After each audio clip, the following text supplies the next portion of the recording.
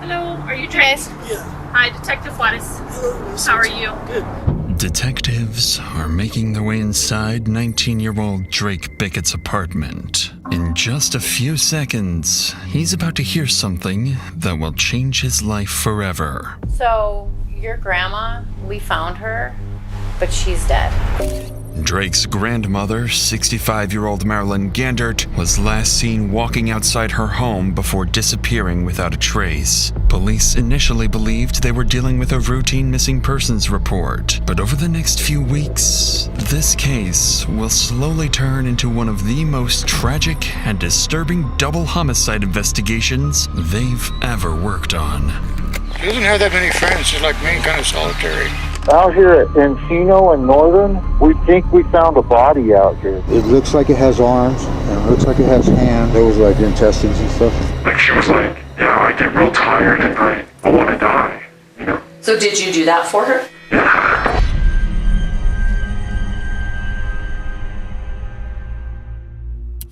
It's around 2 p.m. in the afternoon when Albuquerque police receive a routine welfare check call. Unknowingly, this marks the first clue in one of the most gruesome and twisted mysteries the city has ever seen. Albuquerque Police, how can I help you? I'm at my sister's house, and she's not here. I haven't been able to get a hold of her, and she usually gets back to me because I call her every morning and night. And what's your sister's name? Marilyn Gandert. So her vehicle's here, and that's how she travels. I mean, I'm getting worried now. Okay. It's not a good day. Following the 911 call, Officer Barnhill is dispatched to the address to check on Marilyn. When he arrives, he finds Marilyn's younger brother waiting outside the home. Neither of them have any idea what disturbing clues are waiting inside the house. I'm getting a little scared. Yeah, no, definitely. So what's going on though? Is this odd that she's not answering the door, or? Not answering the door. Her phone is like it goes directly to voice messaging. I left a note there yesterday. It's still there. Okay. Her vehicle is here. That's what she drives in.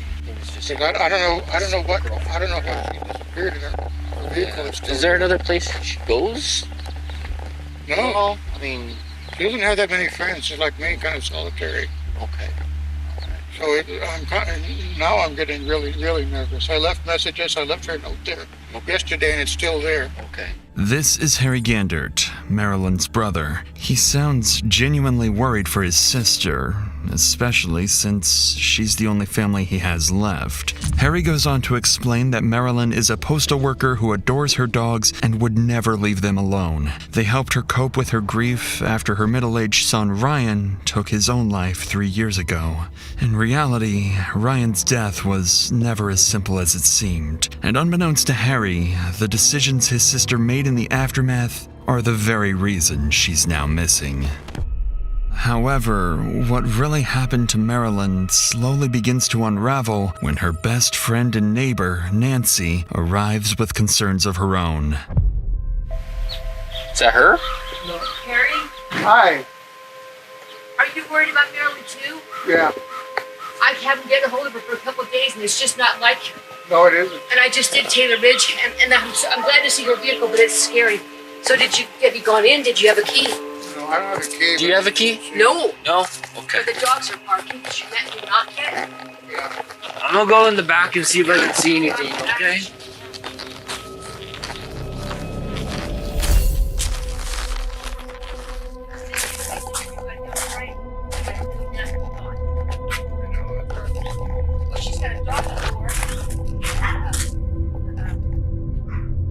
After noticing the garage door is locked and the windows are covered, Officer Barnhill decides to circle around the house. That's when he makes the first of several strange and unsettling observations.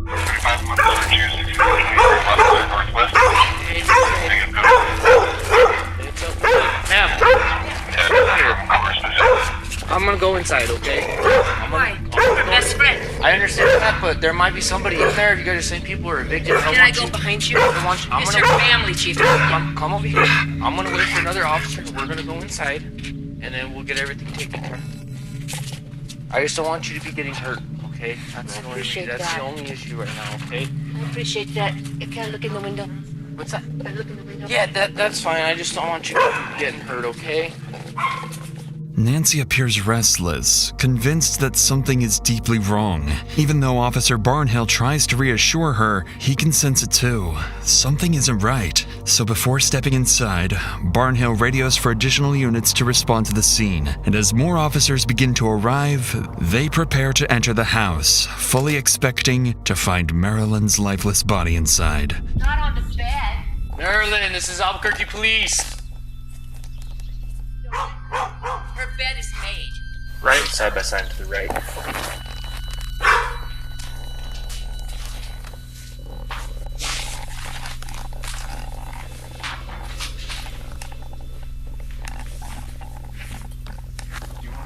Maybe there's an authoritative call here. Yeah, Maybe she's in. because there's that. I don't know.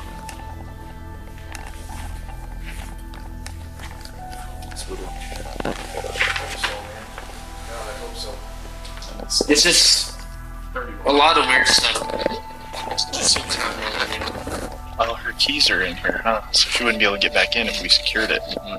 After clearing the entire home, officers find no sign of Marilyn, but they do notice several suspicious details. Items left out of place, house and truck keys sitting on the counter, 2 dogs barking non-stop, and medication left on the table. For a moment, officers are at a loss, but not for long. They're about to learn that Marilyn owns a second property nearby, a rental home occupied by tenants all too familiar to police. And one tenant in particular is Marilyn's teenage grandson, who will soon become central to solving this case. Pretty organized. Oh, very, very organized. Very, very neat. And then these people are actually evicting. Who are they?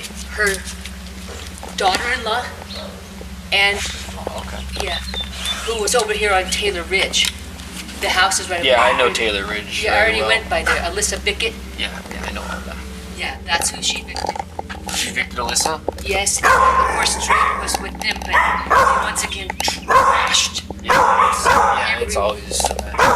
I've been with Drake 10 times in the past 3 months or something. Our CIT detectives talk to him all the time. And he just doesn't get the help he needs, and you can't force that on him most of the time.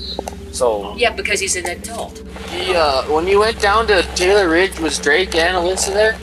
Nobody was there as Nobody? far as I knew, because I just looked for her vehicle. Oh, okay. You didn't And- go. You didn't knock on the door or anything. I did not knock on the door, Okay. but I'm getting ready to. Yeah, if she's not in here, we'll go and I'll go down there and talk to them. They're gone. She changed the locks.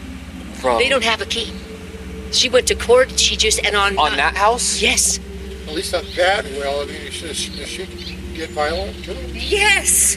She gets drunk, and that's She's been her violent problem. with police before too. Yeah. Well, the problem is she And gets. Drake, you said no, right? He's currently going to court for battery on a household. Yeah, that's probably that case when I was there. I'm worried more about Drake's doing something crazy because he's schizophrenic. I mean, come on. The back and forth between the trio reveals critical information. According to Nancy, Marilyn's daughter-in-law, Alyssa Bickett, and her troubled grandson, Drake, were recently evicted from Marilyn's other home on Taylor Ridge Road. Hoping to find Marilyn there, officers head to the address, an address they're all too familiar with, having responded to several domestic incidents involving the family in the past. But this time, things will be different. As officers arrive, they're unknowingly on the brink of walking into a murder scene and coming face to face with a killer hiding in plain sight. 5718.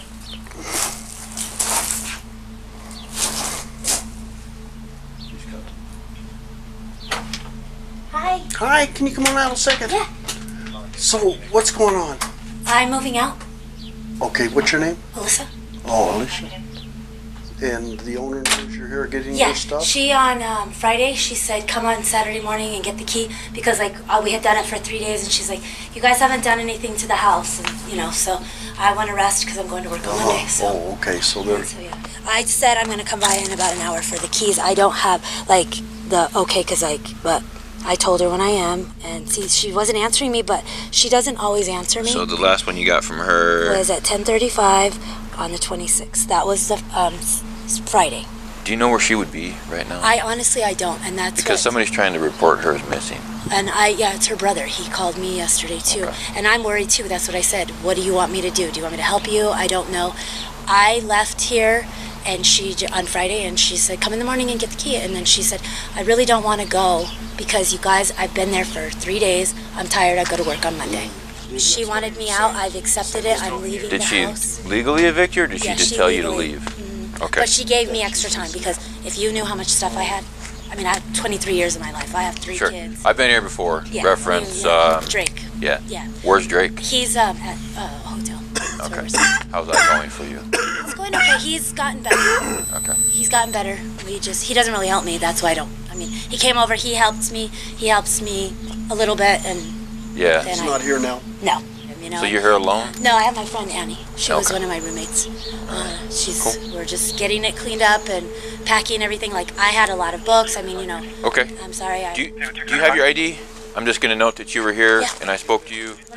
According to Alyssa, she'd been moving her things out while her son, Drake, and her roommate, Annie, were helping. Marilyn had given her extra days to move out, and the messages on her phone seemed to confirm this. But it's still unclear why exactly Marilyn was evicting her daughter-in-law and grandson, something that will later turn out to be central to Marilyn's disappearance. For now, though, what catches the officers' attention is that they've been to this house before, responding to domestic incidents involving Alyssa's son, Drake, who suffers from schizophrenia. He also has a previous charge of battery on a peace officer. So far, Alyssa's story seems to check out, but the moment she steps inside, Officer Barnhill makes an interesting observation. She says she just disappeared. She spoke to her on Friday. But did you see the scratches on her neck? Huh? What? She's got scratches on her neck. Well, she's moving, no. 2-3 scratches on her neck from moving. I know I'm bleeding when I move. Well, this lady, this lady doesn't. Scratches on that. Yeah. She's what? I'd like to check the house. Thank you. Hi. Appreciate your cooperation. Thank you. Have a good day. Good luck moving. Thank you. The scratch marks Officer Barnhill notices are hard to ignore, but their origin remains unclear. What has yet to dawn on these officers is that the marks might be linked to Alyssa's deceased husband, Ryan Bickett, as the couple allegedly had a years-long relationship filled with physical and mental abuse, a hidden detail that will soon send investigators down a rabbit hole. But before officers can dig deeper, a familiar vehicle pulls up by the side of the road. It's Marilyn's neighbor, Nancy. She's curious about what the officers have uncovered so far, but more intriguingly, she seems to be several steps ahead of them. So, we're not able to call the homeowner at this time. Obviously, she's being entered as missing as far as we know, the homeowner. She does have text messages saying for her to come get the key last Friday. And she would give her a little extra time to move her stuff out is what she's doing today. Come get the key on Friday. That is so not Marilyn. That's somebody texting from Marilyn's phone. And I don't know Marilyn. I do. 15 years I worked with her as a letter carrier at the post office. But let's hope that that's not the case, and hopefully Marilyn's just taking a mental break for a couple days. But no, that ain't it. Okay. All right, ma'am. We'll see you later. Clearly, Nancy is not convinced. She's known Marilyn for years and insists that Marilyn wouldn't have handed the keys to Alyssa willingly. She would have wanted to be there for the eviction herself. Initially, officers are ready to leave the scene, but Nancy's words make them hesitate. Her insight shifts their thinking, and they decide it's best to return to Alyssa's house and request permission to search. It seems like the right decision, but in the process of carrying it out, the officers will overlook something crucial. Exterior doors. Yeah, no, Watch out, Johnny.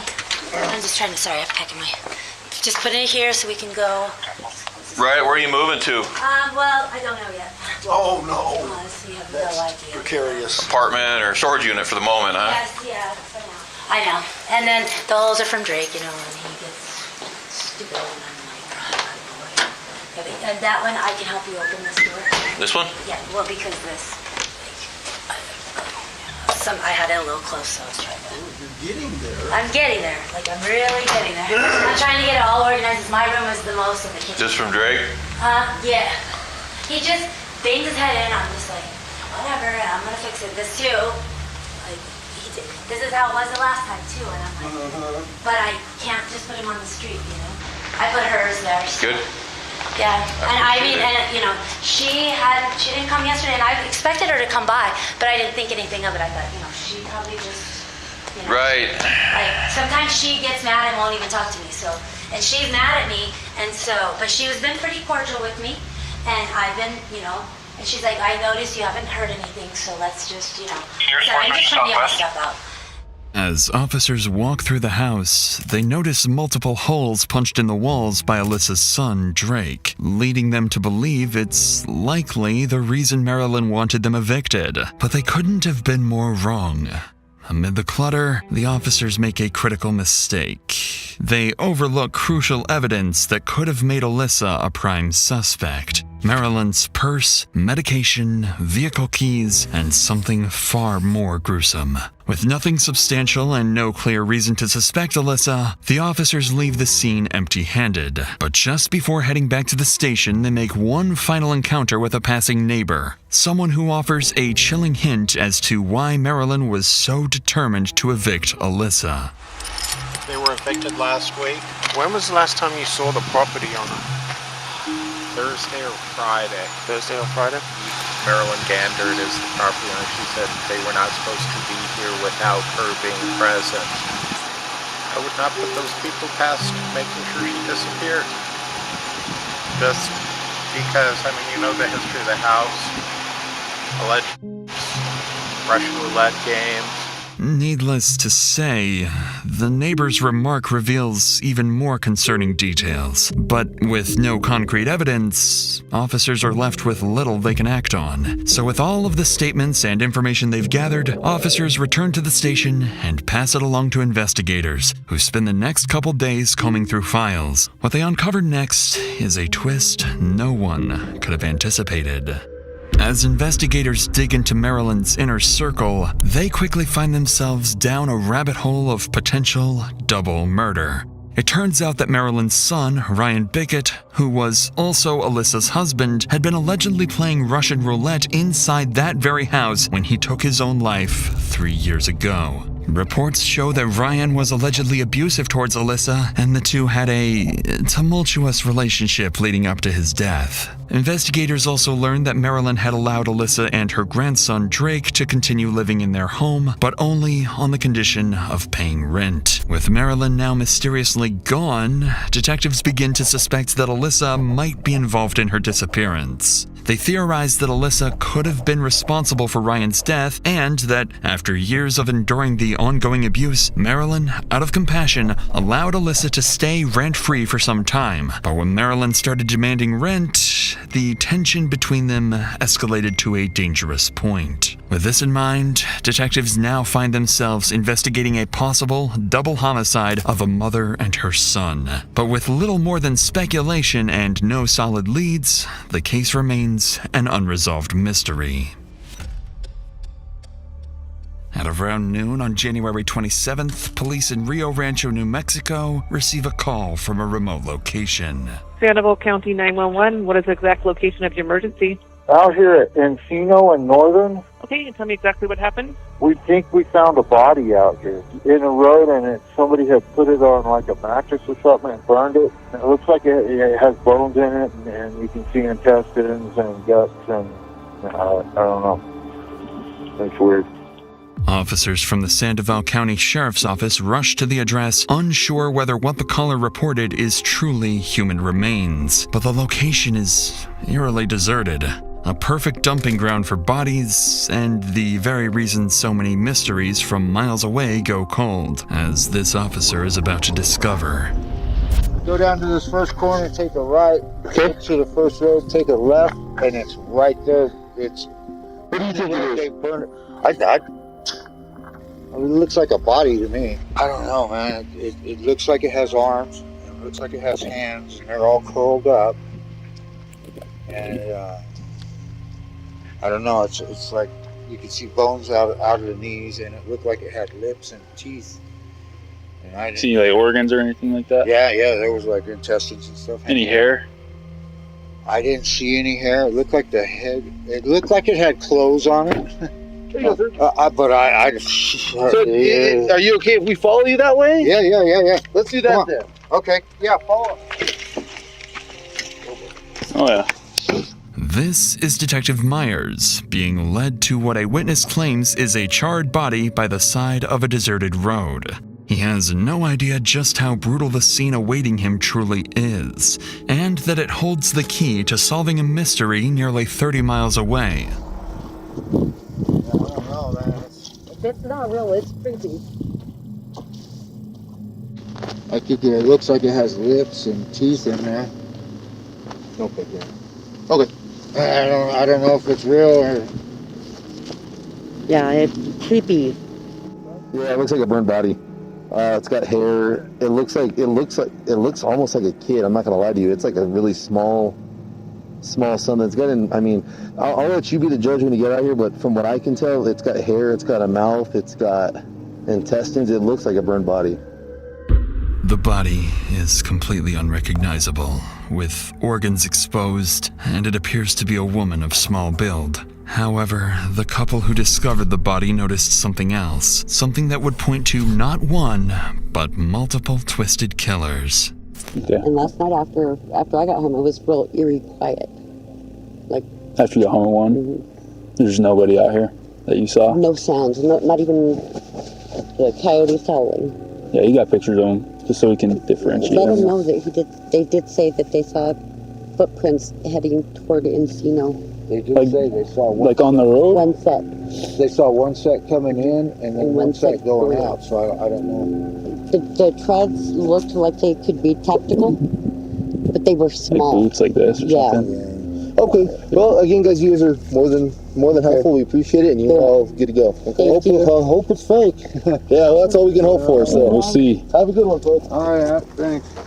According to the witness, residents nearby noticed at least 2 sets of footprints, both looking like women's shoes. Officers secure the scene, record witness statements, and transport the body for autopsy. An almost impossible task, given the body's advanced state of decay. 72 hours later, the findings arrive. Tragically, the woman by the side of the road has been identified as a resident of Albuquerque, none other than the missing 65-year-old Marilyn Gandert. The identification was made through dental records, confirming the worst fears of those searching for her.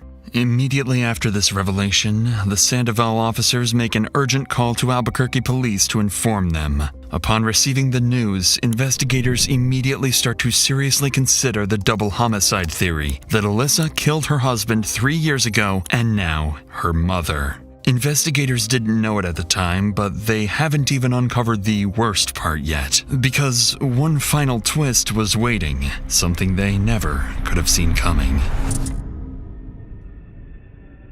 After the tragic discovery, investigators become convinced Marilyn's daughter-in-law is involved in the murder. But with no concrete evidence yet, they decide to keep Marilyn's death secret while they investigate further. To get some hard proof, detectives decide to visit Marilyn's brother Harry, the man who reported her missing and who's been looking for her for days. When they arrive at his house, they have no choice but to break the tragic news to him.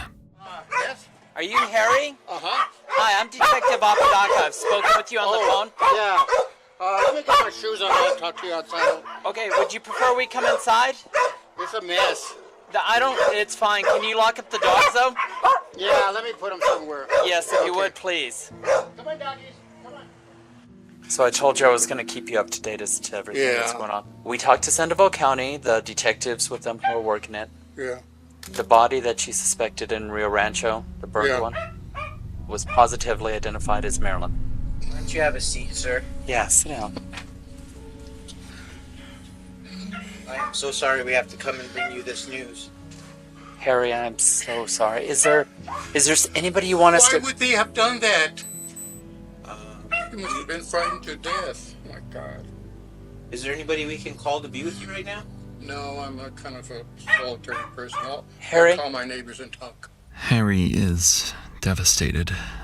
Without Marilyn, he has no one close to him, except her 2 dogs, who have just lost their loving owner. But upon hearing this tragic news, he becomes more certain than ever he knows who might be responsible for his sister's death and why. We're in the process of getting some search warrants for your sister's house. Yeah. And for the rental property. Okay, because... well, there shouldn't be anybody in the rentals. Was she shot or something? And that we don't know. All we know is that they positively ID'd her, and I believe it was through dental records. So I believe they're still doing their investigation too. And her belongings are probably not there, or no, you don't know where they're at. Right? Don't know. So we're gonna try to get the warrants done tonight, if possible. Did she ever make any statements in the past about wanting to harm herself at all? And she never attempted to harm herself or take her own life or anything? No. Never talked about it? I guess, the only thing I can think of is the eviction thing. I can't think of any other reason why they would have done something And like that. Detective Juarez is going to look at everything. She's not going to leave any stone unturned. She's the last person who would have thought anything like this would happen. That's the movies, or drug dealers or something like that. People think that Lisa lies all the time, and she would promise to pay the rent and didn't. And she just got tired this time, and I told her, well, maybe you should evict her. I don't know what I could have done. I mean, I always wanted her to either move over here or There's nothing you could have done, sir. It's one of those things. Lisa would be the person I would kind of talk to see who could have been really bad. Harry blames himself for telling Marilyn to evict Alyssa, fearing that decision may have sparked the chain of events that ultimately led to her death. Following this, officers urgently moved to secure a warrant for the rental property, officially placing Alyssa at the center of their investigation as the primary suspect. At the same time, detectives decide to visit someone else, someone very familiar to Marilyn and law enforcement, her grandson, Drake. He'd been staying with his mother, Alyssa, when Marilyn went missing, but is now living with his girlfriend, Nikki, at a hotel, an address officers obtained from Alyssa during the welfare check. From past encounters, officers know Drake suffers from schizophrenia and has a history with police, but they don't suspect him to be involved. But that won't be the case for long, because when detectives arrive at this apartment, they'll quickly realize Drake knows far more than they do.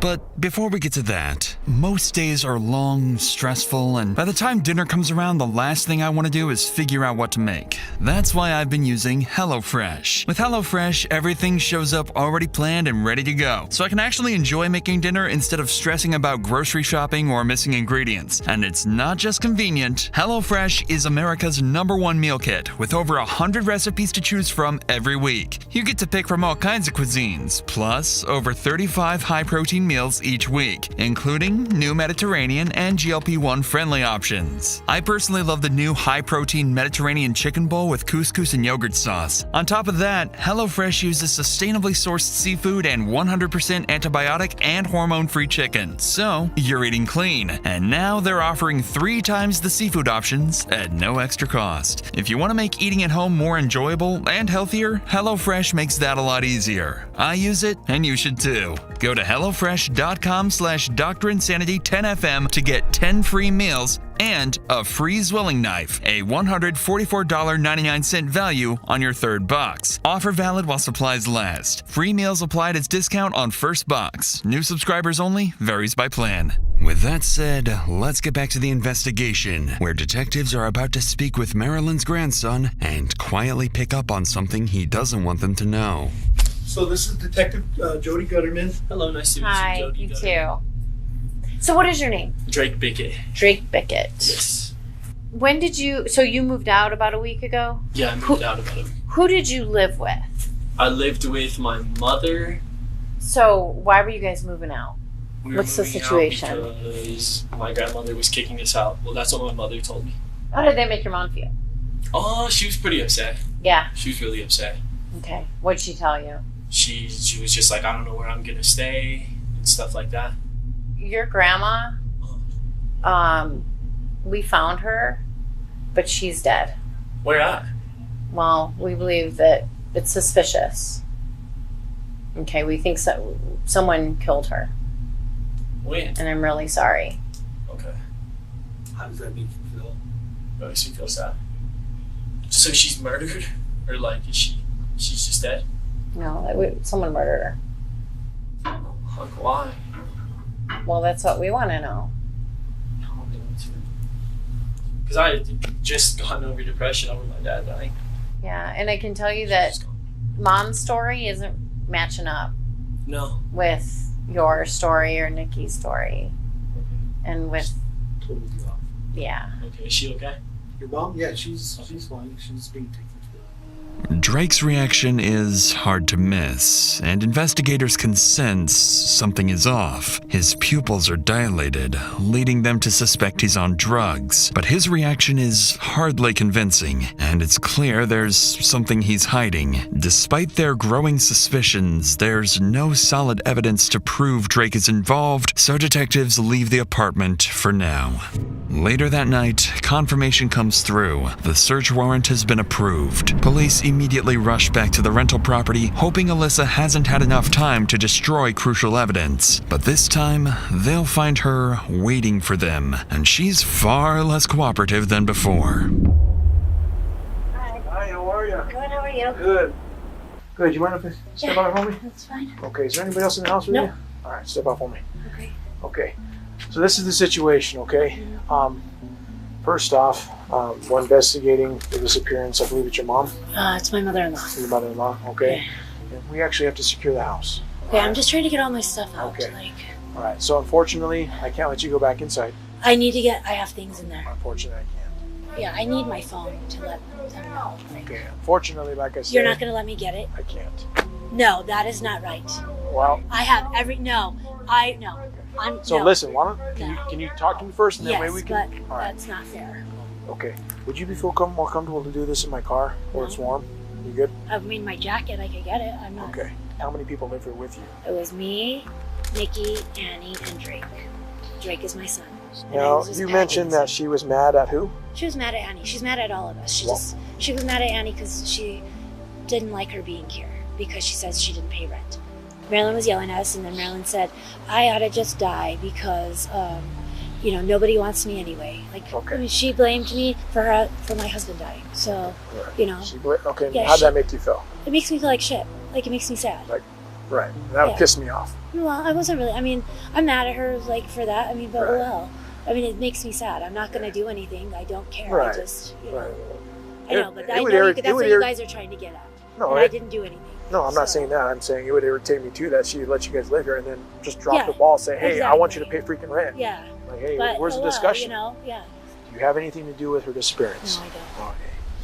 As suspected, Alyssa's reaction confirms what detectives have been theorizing. The real reason Marilyn evicted Alyssa was tied to her husband Ryan's untimely death. Alyssa herself just admitted that Marilyn had been blaming her for it, which sparked multiple heated arguments between them. But despite her growing anger, Alyssa still has no idea that her mother-in-law has been found brutally murdered. And even though detectives have shown up with a search warrant, she strangely doesn't ask them any questions about Marilyn's whereabouts. Instead, she seems far more focused on retrieving certain items from the house, things she knows, when discovered, will ruin her life and the lives of 2 others forever. So she says. This is the Albuquerque Police Department. Make your presence known. Make your presence known now.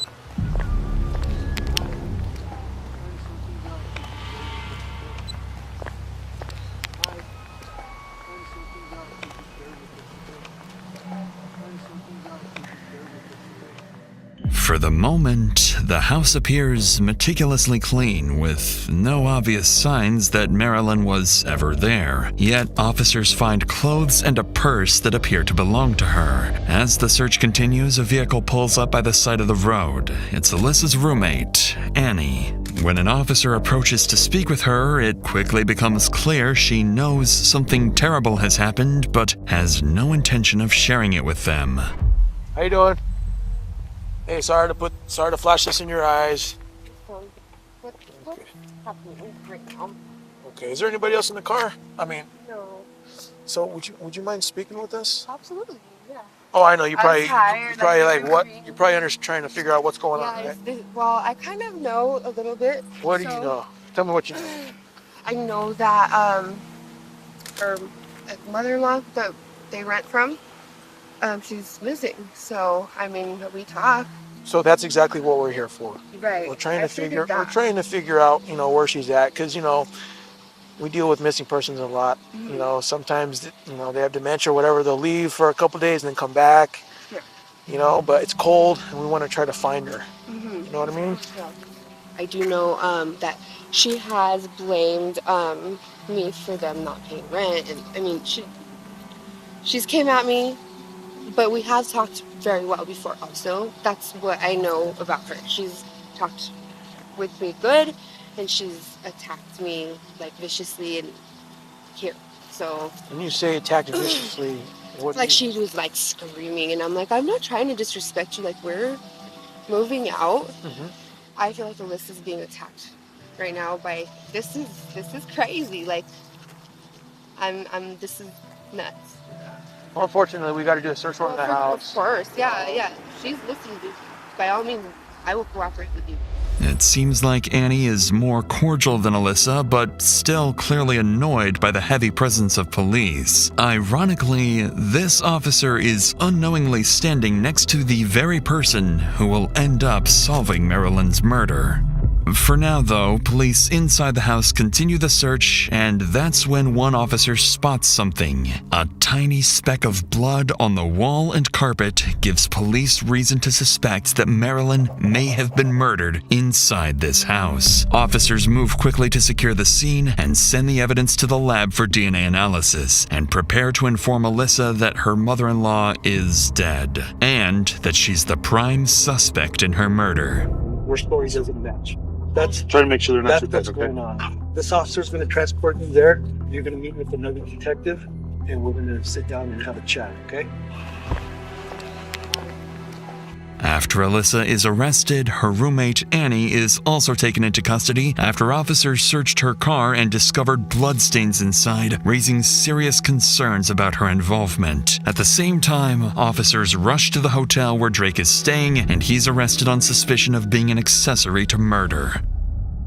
With all three suspects brought into the station, they are immediately separated as the detective prepares to interview each one. The strategy is simple: find inconsistencies in their stories and provoke a confession from at least one of them. Because Alyssa is the prime suspect, detectives decide to start with her. She's the one they believe killed Marilyn, and they're quietly suspecting her involvement in her husband's death as well. So when detectives sit down with Alyssa, they think they're on the verge of capturing a potential double murderer.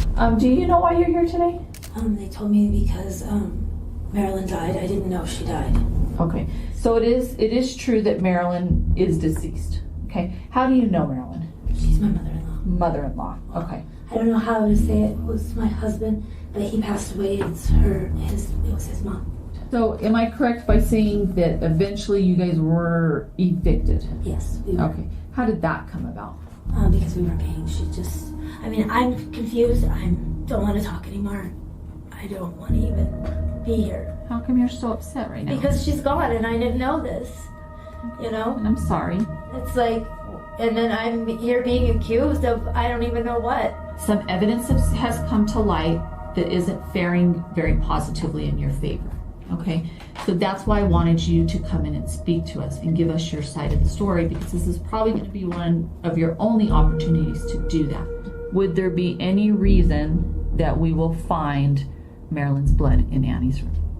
I don't know. No, there would be no reason. I don't know. Marilyn is taking things off the walls. So for me, I'm like, Marilyn, please stop. So I don't know. Is there going to be any reason if we pull that carpet up in that house, that there's going to be any of Marilyn's blood on the carpet underneath? Now keep in mind, even if there's blood on the carpet and you use the carpet cleaner to clean it, that blood is still going to be there. It's going to seep through the carpet. I know. I understand that. That should just be a yes or no answer. That's not an I don't know. There shouldn't be any. Okay, well there is. Okay. So you're the renter of the home. Okay. You were the last person in the home. Doesn't that seem a little suspicious to you? Well, I don't know. I haven't and now done she's anything. Missing. Well, I haven't done anything. I don't know of anybody doing anything. So We haven't done anything to her. Who cleaned up the blood in the hallway? You guys didn't do a very good job on the walls because there's still blood spattered on the walls. Okay. Very small, but you didn't do a very good job because we were able to locate it. I'm not talking anymore. I know you said I have that right. You do have that right. So I will get an attorney. Clearly, Alyssa is shaken by the accusations and abruptly refuses to say anything more. In reality, this is the smartest move she can make, especially since detectives are already armed with stacks of evidence and a growing list of contradictions. Contradictions like how she initially claimed to have seen Marilyn on Saturday morning, but that would have been impossible as Marilyn's body was found Friday night. On top of that, Alyssa has no explanation for the bloodstains found inside the house. But even though Alyssa shut down the interview and asked for a lawyer, investigators still believe they have their killer. But that won't be the case for long, as they move on to speak with the other two remaining suspects. When investigators sit down with Alyssa's son Drake, they expect the same denials, but Drake is about to do the complete opposite, and he has a very unusual twist in store for everyone. So just to let you know, I'm not here on the warrant. Okay. Okay. I'm here on the situation that happened with your grandma. Okay. Okay. So that's what I want to talk to you about. Okay. How she's missing? Yes. Okay. I don't necessarily know what's going on with that other warrant of yours. I know I had heard that you'd failed to appear in court, so they issued you a warrant. And I don't know what that warrant was for. Okay. So I want to talk to you about your grandma. Okay. About Marilyn. Okay. But I wrote a warrant for you for the homicide of your grandma. So I'm actually charging you with homicide of your grandma. Okay. Okay. I've already had your mom, your mom's arrested. Yeah. And Annie is arrested. Okay. Okay. So I have enough probable cause to believe that you were involved in the homicide of your grandma. How so? Oh yeah, you're the detective. I am the detective. You remember me now? Yeah. Okay. Well, at my house, I'm gonna tell you the honesty. Okay. My grandmother said, I'm too old. Mm-hmm. Will you please kill me? Multiple times, drunk and sober. Okay. That is honestly. So back in So I was just respect, because I can understand. I don't know if you guys can understand, but I expect you guys to be able to understand. If an old woman is old and having to work for her children, right? Mm-hmm. Then I'll do what she wants, Undoubtedly, this statement from Drake catches the detective off guard. Not only does he outright confess to the murder of his own grandmother, but he also gives the most bizarre reason imaginable. Despite finally getting a confession, the detective isn't convinced. It seems like Drake is just trying to take the full blame and protect his mother. The story he's offering is so outlandish that the detective decides to give him another chance. So you're saying that at some point your grandma asked you to kill her? She was yeah, I get real tired at night. Mm-hmm. And I'm I want to die, So did you do that for her? Yeah. When did you do that? In my house. That's what she wanted, and obviously I'm gonna cover it up or whatever, and I don't want to get caught. That must have been really hard. Yeah. I was there, and then she would be depressed, Mm-hmm. Right. And she was just getting old, and every day she would work, and What'd your grandma do? She would pay for my stuff, and she for certain said that. I know she said that. That she asked you to kill her? Yeah. Do you remember how? Would I have to tell somebody before I do so, or? Well, here's. Would I respect her decision as a tired 65-year-old lady right after her son passing away, having a grandson with a different family? Mm-hmm. Is she truly better off? Did you think she was? To die. It looked like she was. Mm-hmm. She said she was. Okay. So I did. understand. I passed her away. You know what I'm saying? So how did you do it? That's it. That's all the information without a lawyer or a public defender I'd like to share. Okay, so you don't want to talk anymore after that? Mm-mm. Okay. That is what she had said. That is all I know. That is what she had said. Okay. With no hint of hesitation, Drake doubles down on his story, claiming his grandmother wanted to die and he simply fulfilled her wish. And with an attorney requested, the detective has no choice but to accept his bizarre confession. If Drake truly killed his own grandmother and covered it up, that would ensure his mother Alyssa walks free. Even if detectives suspect her involvement in not one, but 2 murders, they have no hard proof against her. With the risk of letting a potential double homicide suspect walk free, detectives know they have one final chance to get the truth. There's still one more suspect in custody, Alyssa's roommate, Annie. Once detectives move on to speak with her, they know her statement could either confirm their suspicions or reveal they've been chasing the wrong suspect all along. So basically, I'm pretty much just going to turn this over to you. I'm going to allow you to talk, tell me what you know, what occurred with Marilyn Gandert.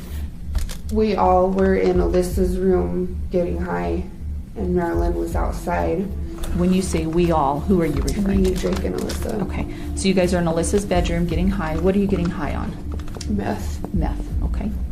Alyssa, she had brought it up before about killing Marilyn. I thought she was joking. And then I was playing music, walking around the room. I opened the door and I kind of she just told me when she nods, because she would pretend that she was the Don, like the Godfather. She just told me when I nod, get her. Marilyn was coming in. I turned around and Alyssa looked at me and nodded again. I started walking quickly behind them and I got Marilyn in from behind and took her down. And at that point I had gotten off of Marilyn because I had her pinned down and Drake got on top of her. I think I yelled at Alyssa to get something to cover her mouth. She brought some wrap that she was using to pack, and she gave that thing to Drake, and Drake started hitting her.